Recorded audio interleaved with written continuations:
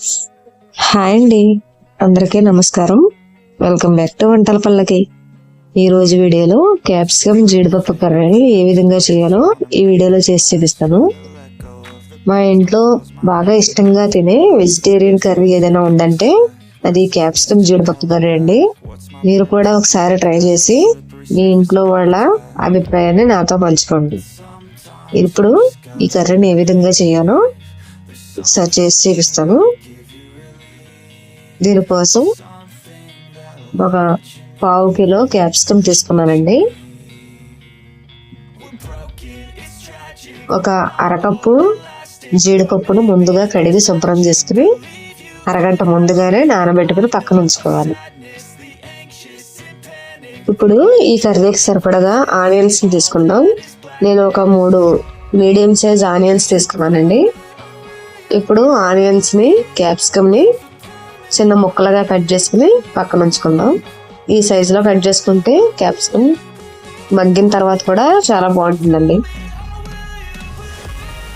ఇప్పుడు కర్రీ ఏ విధంగా చేయాలో చూద్దాం.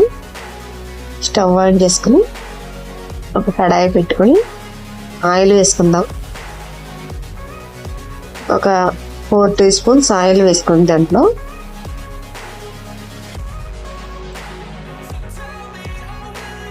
ఈ ఆయిల్ వేడెక్కిన తర్వాత మిగతా ప్రాసెస్ని చూద్దాం.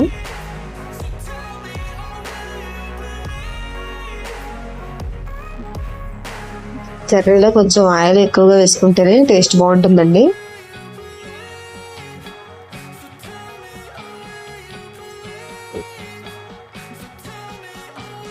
ఇప్పుడు ఆయిల్ వేడెక్కింది. దీంట్లో ఒక 1/2 టీ స్పూన్ జీలకర్రను వేసుకోండి.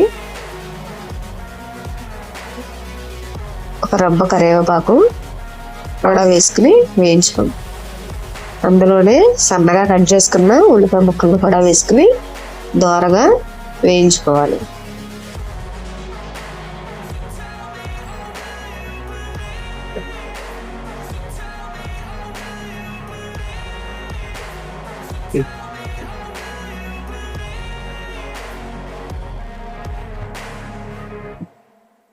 ఇందులోనే ఒక 1/2 టీ స్పూన్ పసుపును కూడా యాడ్ చేసుకోవాలి.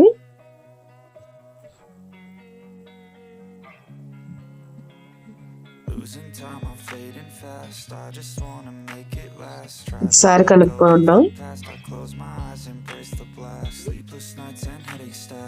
ఇది బాగా దోరగా ఫ్రై అవనివ్వండి.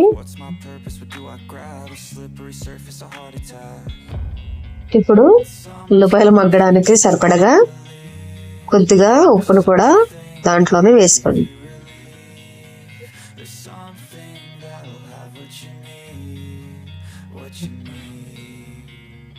ఇప్పుడు మూత పెట్టుకుని సన్నని మంట మీద మగ్గనిచ్చుకుందాం.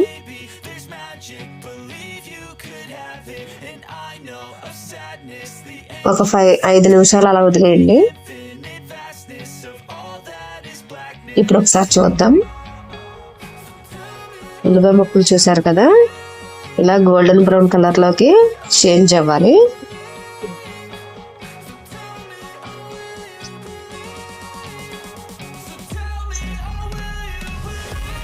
ఇప్పుడు ఇందులో ఒక టీ స్పూన్ అల్లం వెల్లుల్లి పేస్ట్ని కూడా వేసుకుని పచ్చివాసన పోయేంత వరకు ఫ్రై అవనివ్వండి.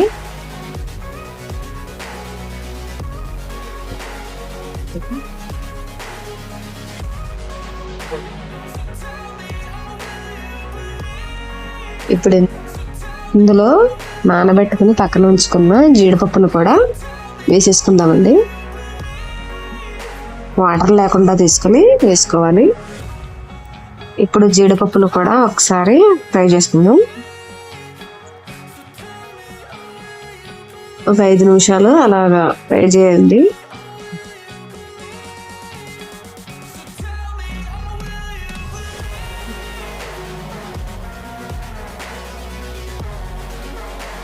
ఈ జీడిపప్పు కొంచెం వేగిన తర్వాత క్యాప్సికమ్ ముక్కలను కూడా వేసేసుకోవాలి.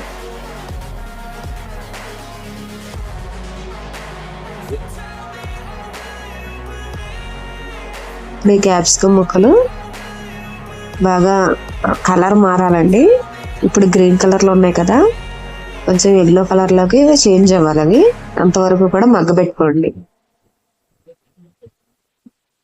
ఒకసారి బాగా కలిపేసుకుని మూత పెట్టుకుని మగ్గనిచ్చేసుకుందాం.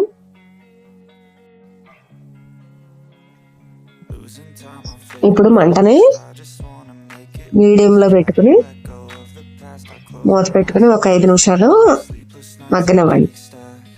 చూసారు కదా, ఇప్పుడు కలర్ చేంజ్ అయ్యింది. ఈ కలర్లోకి రావాలండి. ఒకసారి బాగా కలుపుకుని దీంట్లోనే ఉప్పు కారాలు కూడా వేసేసుకుందాం. ఇప్పుడు 1 స్పూన్ ధనియాల జీలకర్ర పొడి, 1 స్పూనున్నర కారం కూడా వేసుకుందాం. ఇందాక మనం ఉల్లిపాయ ముక్కలు మగ్గబెట్టుకున్నప్పుడు ఉప్పు వేసుకున్నాం కదండి, ఇప్పుడు చూసుకుని వేసుకోవాలి. ఒకసారి బాగా మిక్స్ చేసుకుందాం.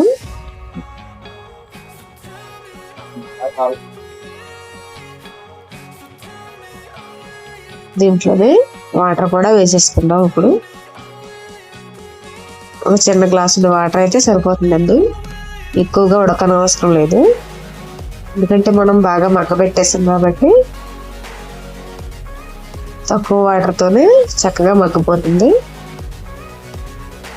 ఇప్పుడు మంటని హై ఫ్లేమ్ మీద పెట్టుకుని ఒక 10 నిమిషాలు మూత పెట్టుకుని ఉడికించుకుందాం.